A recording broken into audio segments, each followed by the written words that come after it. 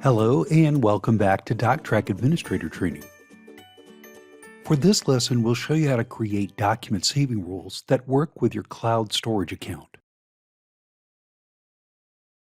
Now that we know how to create cloud ID tags and cloud storage users, we're ready to use them for document saving rules, form output profiles, and virtual rules.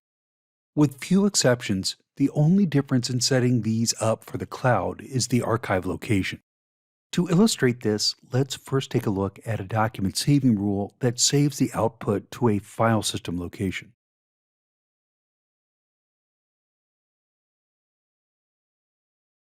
Here's one I've set up for in-process pictures that we attach to the job order.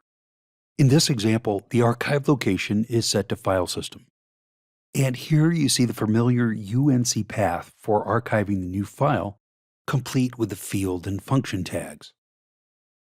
I'm going to create a new one just like this one, except I'm going to save it to our S3 Cloud archive. This is going to be a drag and drop rule, just like my other one, so I'll select Windows here. And, like the other one, it's going to be based on the job orders form. But the rule description is going to be a little different. I'll enter job pictures and then in parentheses enter drag-S3. I'm doing this because it's likely that the user will have to choose between a file system rule and the new cloud rule in DocTrack Flex.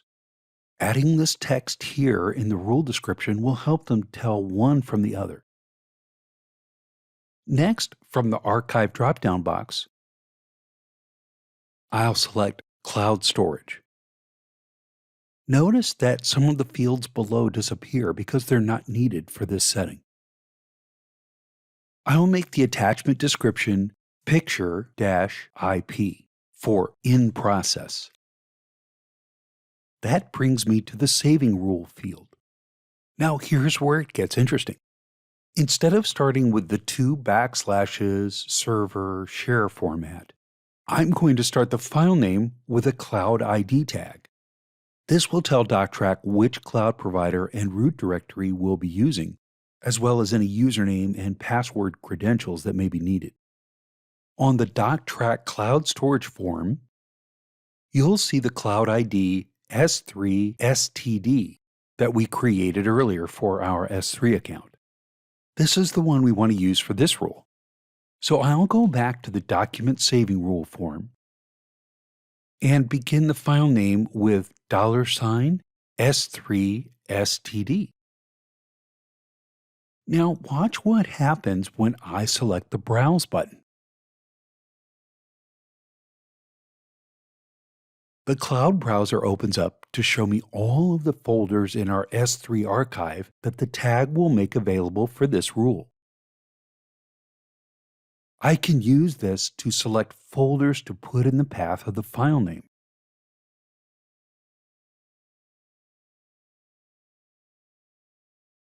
Now from this point on, I want the path and file name to be the same as the file system rule we set up. So I'll select OK,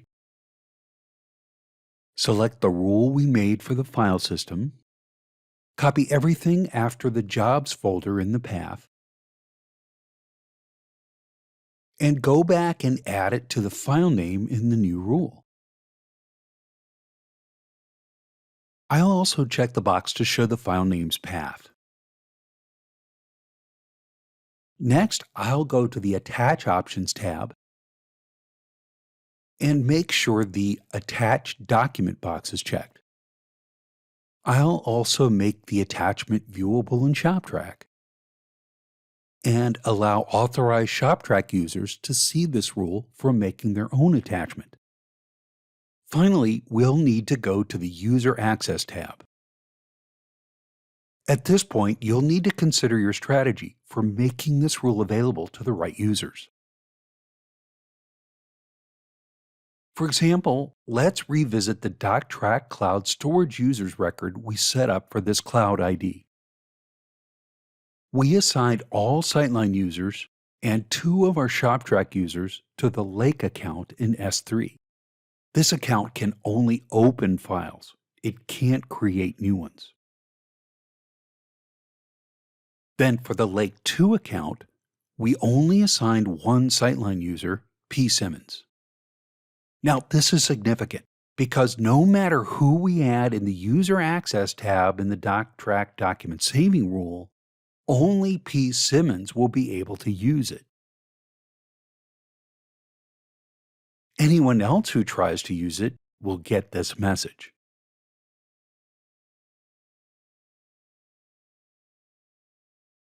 As we learned earlier, assigning an S3 user account to a Sightline user only allows them to add files through DocTrack document saving rules. The user won't see the S3 username or password. Unless you provide the credentials to them, they won't be able to access files directly through a browser.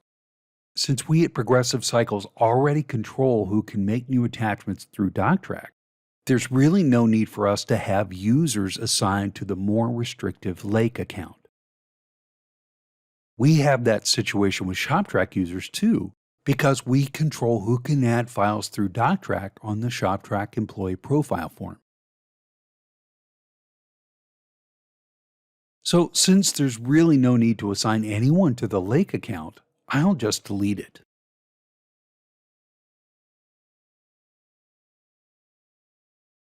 Then I'll go to the Lake 2 record, delete the line for P. Simmons,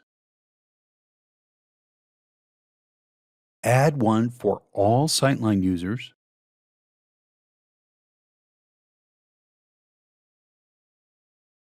and another one for all ShopTrack users.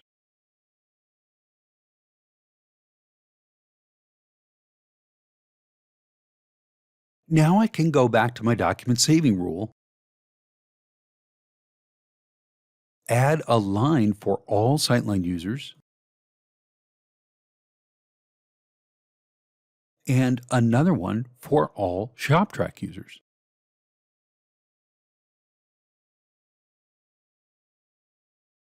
Okay, let's see how it works.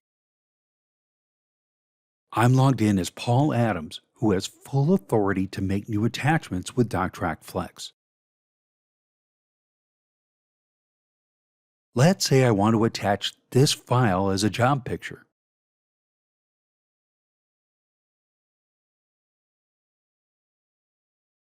I'll go to the job orders form and filter for a job to make our FA 10,000 mountain bike.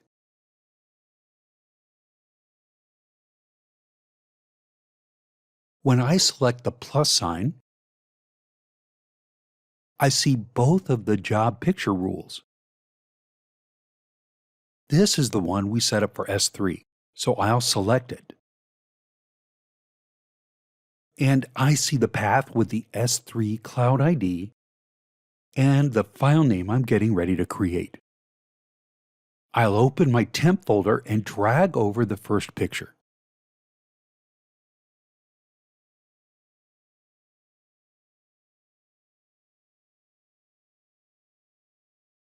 And here's my new attachment. I'll open it. Yep, that's it all right. Now let's try it in ShopTrack. Jeff Wallace is currently logged into the same job for FA 10,000 bikes. And we want to attach this bike picture through ShopTrack.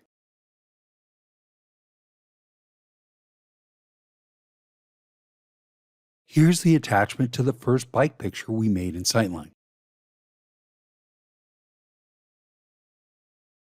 Now, Jeff can see the plus sign here, which means he's authorized to use DocTrack document saving rules.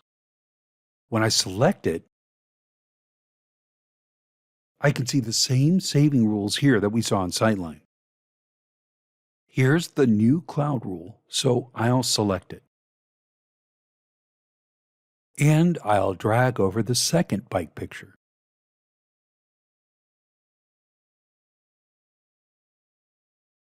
Now we can see the new attachment And here it is. Before we move on, let's check one last thing. I'll go to a browser and log in to the S3 account with the Lake credentials. And then navigate to the folder for our job.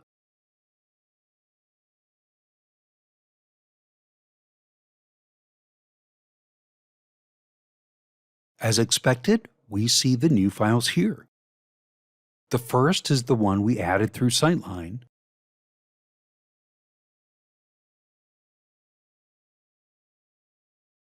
and the second is the one we added through ShopTrack.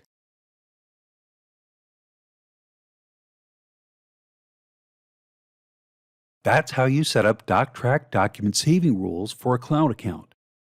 And that's all for now. On our next lesson, we'll set up DocTrack form output profiles and virtual rules for a cloud account. See you then.